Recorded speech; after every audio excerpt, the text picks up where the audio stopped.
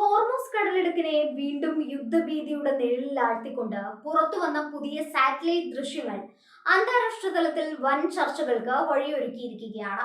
Iranian revolutionary guard കോപ്സിന്റെ 100-ലധികം അതിവേഗ യുദ്ധ ബോട്ടുകൾ കടലിടുക്കിൽ ഒരേ സമയം നിലയുറപ്പിച്ചിരിക്കുന്ന ദൃശ്യങ്ങളാണ് ഇപ്പോൾ പുറത്തു വന്നിരിക്കുന്നത്. സമീപകാലത്ത് ഇറാൻ നടത്തിയ ഏറ്റവും വലിയ നാവിക വിന്യാസമായി ഇതിനെ പ്രതിരോധ വിദഗ്ധർ വിലയിരുത്തുന്നു.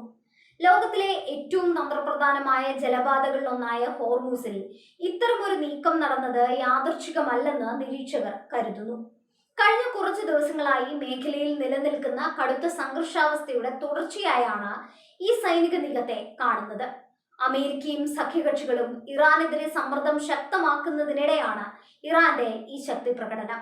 നേരത്തെ ഇറാന്റെ മിസൈൽ വിക്ഷേപണ കേന്ദ്രങ്ങൾക്കും റഡാർ സംവിധാനങ്ങൾക്കും നേരെ അമേരിക്കൻ വ്യോമസേന ശക്തമായ ആക്രമണങ്ങൾ നടത്തിയിരുന്നു. ഈ ആക്രമണങ്ങളിൽ ഇറാന്റെ സൈനിക ശേഷിക്ക് കാര്യമായ മങ്ങലേറ്റു എന്നായിരുന്നു പാശ്ചാത്യ രാജ്യങ്ങളുടെ വിലയിരുത്തൽ. എന്നാൽ പുതിയ സൈനിക വിന്യാസം ആ ധാരണകളെ തിരുത്തി കുറിക്കുന്നതാണ്. ഇറാന്റെ നാവിക കരുത്തിൽ ഏറ്റവും നിർണായകമായ ഒന്നാണ് അവരുടെ ഈ ഫാസ്റ്റ് അറ്റാക്ക് ക്രാഫ്റ്റുകൾ. വലുപ്പത്തിൽ ചെറുതാണെങ്കിലും അതിവേഗതയിൽ നീങ്ങാനും അത്യാധുനിക മിസൈലുകൾ വഹിക്കാനും ശേഷിയുള്ളവയാണ് ഇവ. കടലിലെ ഈ ചെറു കപ്പലുകൾ അമേരിക്കയുടെ വമ്പൻ യുദ്ധക്കപ്പലുകൾക്ക് വലിയ വെല്ലുവിളിയാണ് ഉയർത്തുന്നത്. സാറ്റലൈറ്റ് ചിത്രങ്ങളിൽ കാണുന്നത് പോലെ 100-ലധികം ബോട്ടുകൾ ഒരേ നിരയിൽ അണിനിരക്കുന്നത് വ്യക്തമായ ഒരു മുന്നറിയിപ്പാണ്. ശത്രു രാജ്യത്തിന്റെ വലിയ കപ്പലുകളെ എല്ലാ വശങ്ങളിൽ നിന്നും ഒരേ സമയം വളഞ്ഞാക്രമിക്കുന്ന സ്വാം അറ്റാക്ക് എന്ന യുദ്ധതന്ത്രമാണ് ഇറാൻ ഇവിടെ പയറ്റുന്നത്. ഇത്രയധികം ബോട്ടുകൾ ഒരേ സമയം ആക്രമണം നടത്തിയാൽ അവയെ പ്രതിരോധിക്കുക എന്നത് ഏതൊരു ആധുനിക നാവികസേനയ്ക്കും ദുഷ്കരമായിരിക്കും. അമേരിക്കൻ പടക്കപ്പലുകൾ ഹോർമൂസ് കടലിടുക്കിന് സമീപം ഇപ്പോഴും പട്രോളിംഗ് തുടരുന്നുണ്ട്. ഈ കപ്പലുകളെ ലക്ഷ്യമിട്ടാണ് ഇറാൻ ഇത്രയും വലിയ വിന്യാസം നടത്തിയിരിക്കുന്നത് എന്ന കാര്യത്തിൽ തർക്കമില്ല.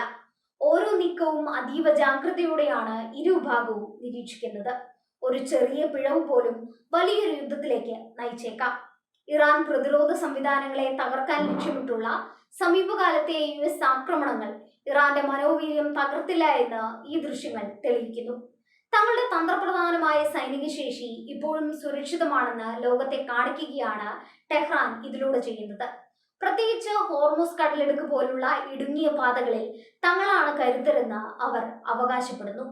ആഗോള ഊർജ്ജ വിപണിയെ സംബന്ധിച്ചിടത്തോളം ഹോർമൂസ് കടലിടുക്ക് ജീവരക്തം പോലെയാണ്.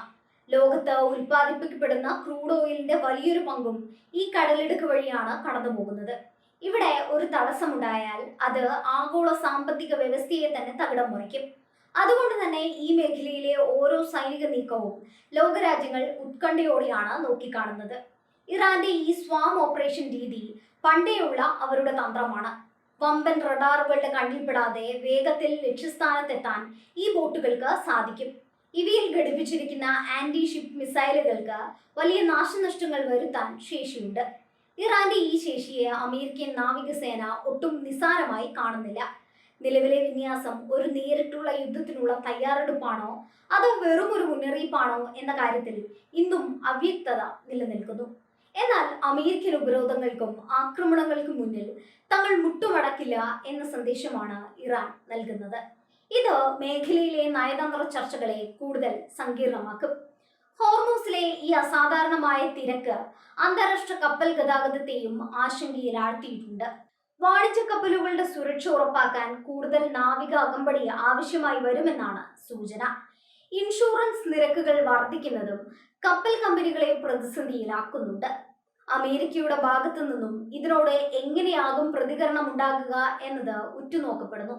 കൂടുതൽ യുദ്ധക്കപ്പലുകളെ മേഖലയിലേക്ക് അയക്കാനോ അതോ നയതന്ത്ര നീക്കങ്ങളിലൂടെ സംഘർഷം ലഘൂകരിക്കാനോ ആകും അമേരിക്ക ശ്രമിക്കുക. എന്നാൽ നിലവിലെ സാഹചര്യത്തിൽ ഒരു സൈനിക പിന്മാറ്റം അമേരിക്കയെ സംബന്ധിച്ചിടത്തോളം പ്രായോഗികമല്ല. ഈ സൈനിക വിന്യാസത്തിന് പിന്നിൽ രാഷ്ട്രീയമായ ലക്ഷ്യങ്ങളും ഉണ്ടാകാം. ഇറാന്റെ ആഭ്യന്തര രാഷ്ട്രീയത്തിൽ സൈന്യത്തിനുള്ള സ്വാധീനം വ്യക്തമാകാൻ ഇത്തരം ശക്തി പ്രകടനങ്ങൾ അവരെ സഹായിക്കും. തങ്ങളുടെ അതിർത്തികൾ സംരക്ഷിക്കാൻ ഇറാൻ ഏതറ്റം വരെയും പോകുമെന്ന പ്രഖ്യാപനം കൂടിയാണിത്. അറബ് രാജ്യങ്ങളും ഈ നീക്കത്തെ ജാഗ്രതയോടെയാണ് നിരീക്ഷിക്കുന്നത്. മേഖലയിലെ സമാധാനം തകർന്നാൽ അത് തങ്ങളുടെ സാമ്പത്തിക താൽപര്യങ്ങളെയും ബാധിക്കുമെന്ന് അവർക്കറിയാം. എന്നിരുന്നാലും ഇറാനും അമേരിക്കയും തമ്മിലുള്ള ഈ ബലപരീക്ഷണം ദശാബ്ദങ്ങളായി തുടരുന്ന ഒന്നാണെന്ന വസ്തുത അവശേഷിക്കുന്നു. പുതിയ സാറ്റലൈറ്റ് ചിത്രങ്ങൾ ഇന്റർനെറ്റിൽ വൈറലായതോടെ സൈനിക നിരീക്ഷകർ ഇതിന്റെ കൂടുതൽ വശങ്ങൾ വിശകലനം ചെയ്തു വരികയാണ്. ഈ ബോട്ടുകളിൽ ഉപയോഗിച്ചിരിക്കുന്ന സാങ്കേതിക വിദ്യയും അവയുടെ ആക്രമണശേഷിയും എത്രത്തോളം ഉണ്ടെന്ന് കണ്ടെത്താനാണ് ശ്രമം. ഇറാന്റെ തദ്ദേശീയമായ സൈനിക സാങ്കേതിക വിദ്യയുടെ വളർച്ചയും ഇതിലൂടെ പ്രകടമാകുന്നു. ഹോർമൂസ് കടലിടുക്കിന്റെ ഭൂമിശാസ്ത്രപരമായ പ്രത്യേകത ഇറാന് അനുകൂലമാണ്. വളരെ വീതി കുറഞ്ഞ ഈ പാതയിൽ വമ്പൻ കപ്പലുകൾക്ക് വേഗത്തിൽ തിരിയാനോ നീങ്ങാനോ ബുദ്ധിമുട്ടാണ്. ഈ പരിമിതി മുതലെടുത്താണ് 100-ലധികം അതിവേഗ ബോട്ടുകൾ ഒരേ സമയം ഇരച്ചു കയറുന്ന തന്ത്രം ഇറാൻ രൂപകൽപ്പന ചെയ്തിരിക്കുന്നത്. വരാനിരിക്കുന്ന ദിവസങ്ങൾ ഹോർമൂസിൽ നിർണായകമായിരിക്കും. ഇറാൻ സൈന്യം പരീക്ഷണങ്ങൾ തുടരുകയാണോ അതോ അമേരിക്കൻ കപ്പലുകളെ പ്രകോപിപ്പിക്കുകയാണോ എന്നതനുസരിച്ചായിരിക്കും കാര്യങ്ങൾ നീങ്ങുക. മേഖലയിൽ യുദ്ധത്തിന്റെ കാർമേഘങ്ങൾ ഒഴിഞ്ഞു പോയിട്ടില്ല എന്ന് ഈ ദൃശ്യങ്ങൾ വീണ്ടും ഓർമ്മിപ്പിക്കുന്നു. ഇറാൻ റവല്യൂഷണറി ഗാർഡ്സിന്റെ നാവികസേന അവരുടെ പരിശീലന രീതികളിൽ വലിയ മാറ്റങ്ങൾ വരുത്തിയതായി റിപ്പോർട്ടുകളുണ്ട്.